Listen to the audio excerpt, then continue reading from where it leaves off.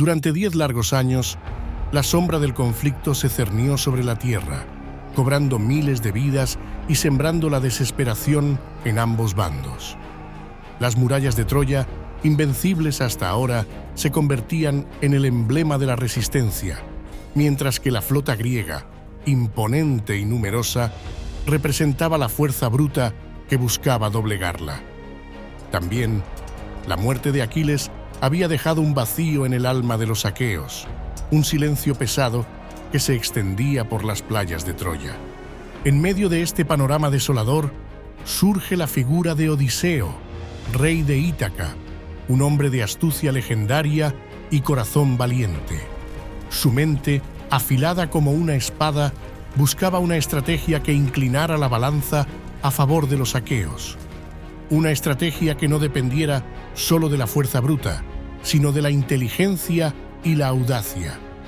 ¿Qué artimaña idearía Odiseo para burlar las impenetrables defensas de Troya? ¿Qué plan maestro se esconde tras su mirada? En el interior de la austera tienda de campaña, los principales caudillos aqueos se congregaban en torno a Agamenón, el máximo líder de la expedición contra Troya. Un ambiente de pesimismo y hastío era notable. Los semblantes adustos y las miradas apagadas eran el instintivo de años de cruentas batallas libradas en vano contra las imponentes murallas troyanas. El avance parecía estancado y las esperanzas de un triunfo se diluían con cada nuevo guerrero caído. Un sepulcral silencio reinaba en la tienda, solo roto por las eventuales ráfagas de viento que sacudían las lonas. Fue entonces cuando Odiseo, el rey de Ítaca renombrado por su astucia inigualable, se puso de pie con ademán resuelto. «Escuchadme, compañeros», la voz de Odiseo retumbó. «No he de mentir, nuestra campaña atraviesa su momento más sombrío, pero aún podemos revertir su curso si damos un golpe certero y decisivo. He concebido un plan que bien podría franquearnos las puertas de esa ciudad inexpugnable.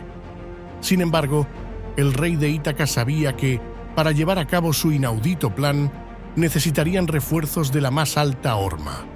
Pues para ello, los aqueos pusieron su mirada en Neoptólemo, el hijo de Aquiles, también conocido como Pirro.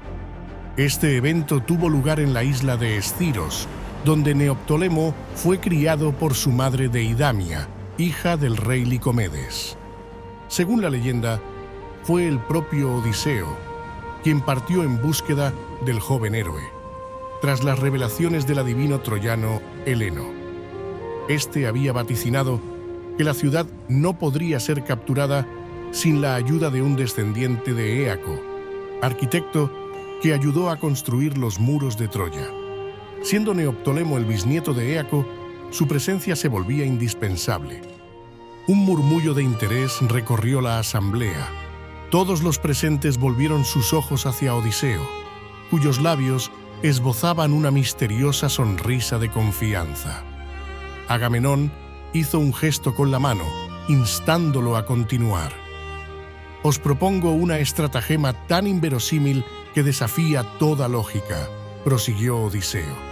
«Construiremos un enorme caballo de madera, tan descomunal que superará las propias murallas de Troya en tamaño. Un contingente de nuestros hombres más aguerridos se ocultará en su interior». Varios caudillos se miraron perplejos, otros negaron con la cabeza incrédulos, pero Odiseo alzó la voz para acallar las dudas iniciales. «Simularemos entonces una retirada, abandonando el caballo a las puertas de la ciudad como una ofrenda votiva enviada directamente por la diosa Atenea.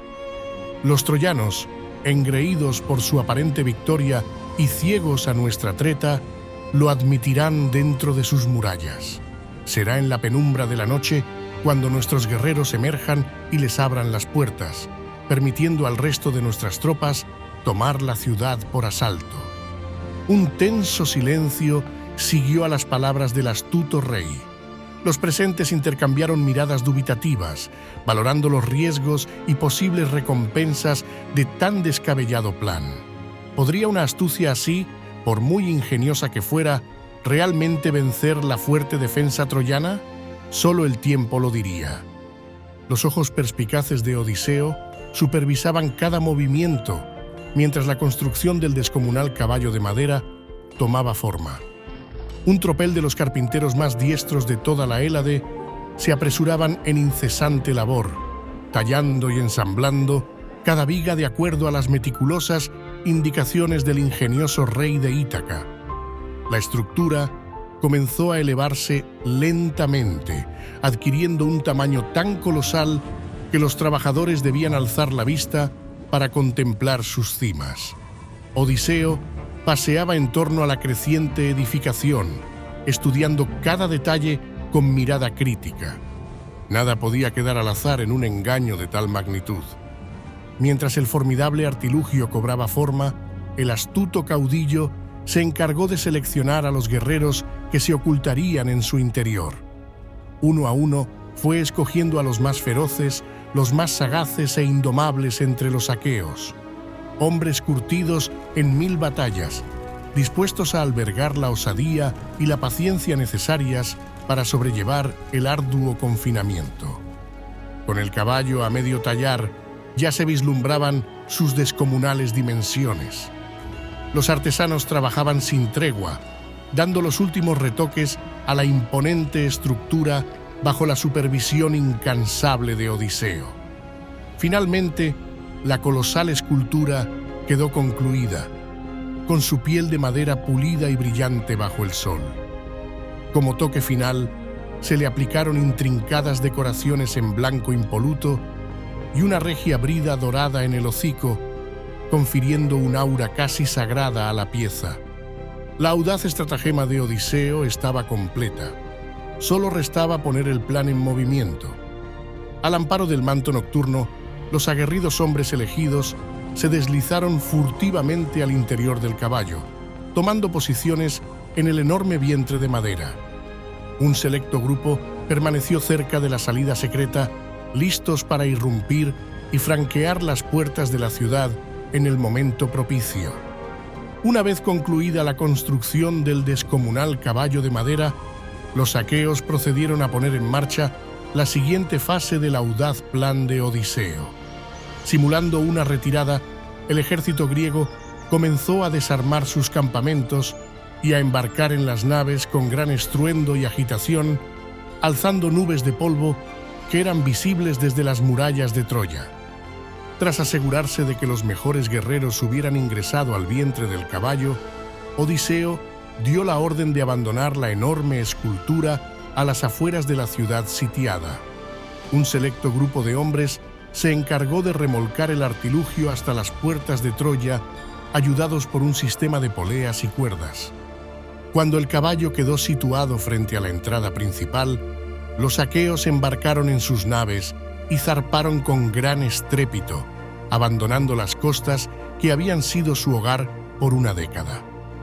Solo una pequeña partida de guerreros permaneció oculta en un recodo cercano, listos para actuar cuando se presentara la oportunidad. Dentro de las murallas de Troya, el arribo de la misteriosa ofrenda generó todo un revuelo entre los habitantes. Cuando los centinelas dieron aviso del increíble hallazgo, una multitud se agolpó junto a las puertas para contemplar el descomunal artilugio. ¿Qué significa esto?, exclamó Eneas al verlo con sus propios ojos. ¿Una treta de los aqueos o una verdadera ofrenda votiva? A su lado, el anciano Dolón, un hombre de gran sapiencia, negó lentamente con la cabeza mientras observaba la colosal escultura. «Es demasiado grande para ser una simple ofrenda», murmuró con gesto pensativo. «Conozco los ritos de los griegos, y algo de tal magnitud solo podría ser un tributo a los dioses por haber levantado el asedio, una señal de que han partido definitivamente». «¿Pero por qué dejarían atrás un objeto tan suntuoso?», inquirió Eneas con suspicacia. «Los aqueos nunca hacen nada sin un propósito ulterior». El príncipe troyano dejó vagar su mirada por la estructura, con la duda creciendo en su interior. Fue entonces cuando reparó en el símbolo que había sido pintado en uno de los cuartos traseros del caballo. «Mirad, el blasón de Atenea», patrona de aquellos bellacos, señaló caminando alrededor del artilugio. Es una ofrenda en su honor, dedicada para apaciguar su cólera. Las especulaciones bullían entre los troyanos reunidos, todos sopesando las posibles implicaciones del hallazgo.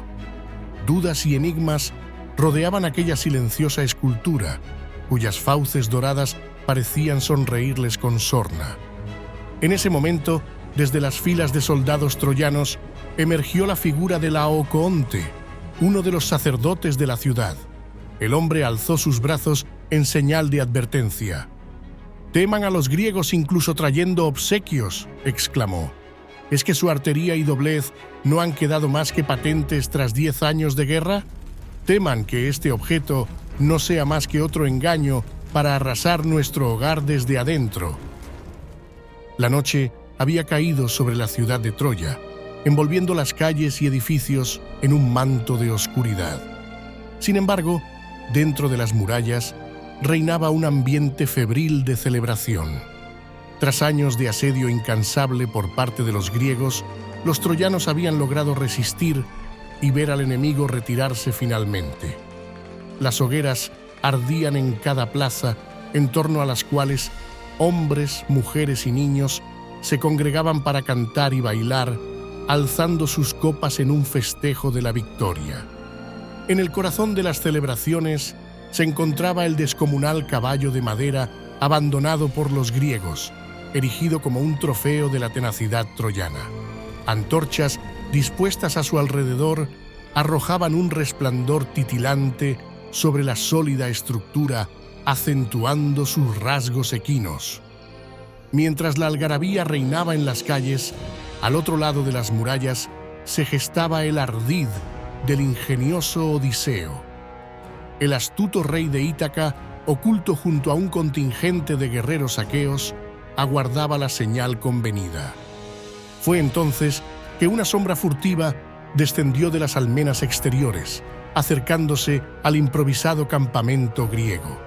Era Sinón, un espía hábilmente infiltrado entre los troyanos, quien se deslizó hacia Odiseo con un brillo en los ojos. «Todo está dispuesto, mi señor», susurró con urgencia. «He logrado convencerlos del engaño con mis palabras. En su euforia por la aparente victoria, han admitido al caballo dentro de los muros». Odiseo asintió en silencio, un resplandor de triunfo brillado en su semblante.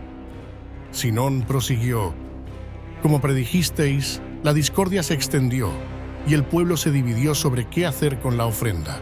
Pero al final, la arrogancia troyana les nubló el juicio. Anhelan tanto su triunfo que no verán la trampa hasta que sea demasiado tarde». «Excelente trabajo, Sinón», replicó Odiseo. «Ahora solo debemos aguardar la señal de nuestros guerreros ocultos dentro del caballo. Una vez abran las puertas, la ciudad será nuestra». Dentro de las murallas, la celebración proseguía sin miramientos, alimentada por el vino y la euforia del momento. Nadie sospechaba el peligro que acechaba en las entrañas del enorme caballo de madera. De pronto, un leve silbido rasgó la noche, inaudible entre los cánticos y risas de los troyanos. Sin embargo, ese sutil murmullo era la señal que Odiseo y sus hombres esperaban. «Es la hora, aqueos», exclamó el caudillo. «A las armas y preparaos para la batalla. Esta noche tomaremos Troya». Un bramido de fervor respondió a sus palabras mientras los guarridos desenvainaban sus espadas con movimientos sincronizados. Sin más dilación, la fuerza aquea se puso en marcha hacia las puertas de la ciudad, amparados por la negrura de la noche. Entretanto, en las calles iluminadas por antorchas, un tenue rumor se extendió como la pólvora al oído de los centinelas. Provenía de las puertas recién abiertas, por donde un pequeño grupo de figuras encapuchadas se deslizaba furtivamente. Antes que los guardias pudieran dar la voz de alarma, los guerreros del caballo de madera se abalanzaron sobre ellos, acallando sus gritos con rápidos movimientos de sus espadas. La trampa estaba consumada y las puertas permanecieron abiertas de par en par. «¡Invasores! ¡Los griegos están en la ciudad!», atronaron los gritos cuando los primeros centinelas caídos fueron descubiertos. El jolgorio y la risa se tornaron en pánico y confusión mientras los troyanos trataban de discernir qué ocurría. Fue en ese momento que las primeras hordas de guerreros aqueos irrumpieron por las puertas abiertas. Con un bramido de batalla desgarrando la noche, se lanzaron sobre la ciudad indefensa como un torrente imparable. Troya había caído en la trampa sin remedio. Los gritos de angustia y el estruendo del combate se propagaron rápidamente mientras las llamas de la invasión devoraban las calles. La estratagema de Odiseo había dado frutos y la legendaria ciudad que durante una década desafió al ejército griego finalmente fue sometida al yugo de su astucia.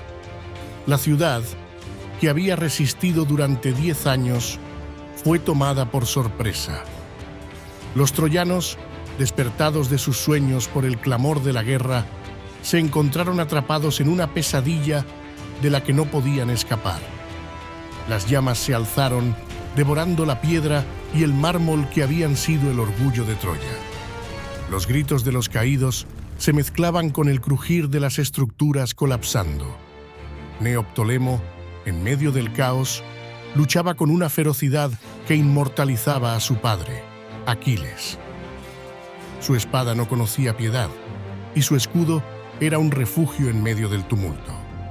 Mientras Troya ardía, los dioses observaban desde el Olimpo, testigos de la culminación de una era.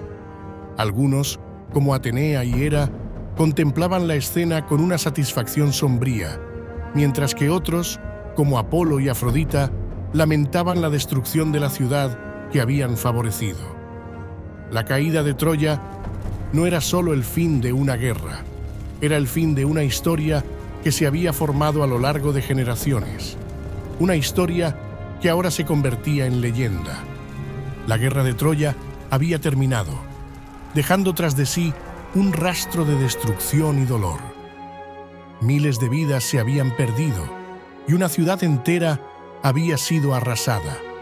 Los vencedores regresaron a sus hogares cargados de botín y gloria, pero también con las cicatrices de la guerra en sus corazones.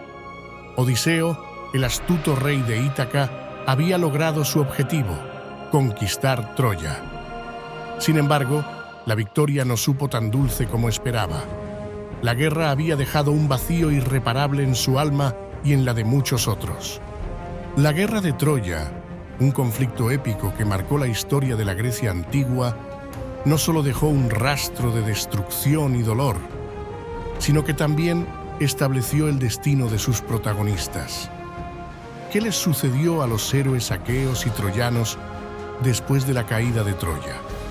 Este video ha sido creado para Mitología. Gracias por haber seguido esta historia hasta el final. Nos vemos pronto.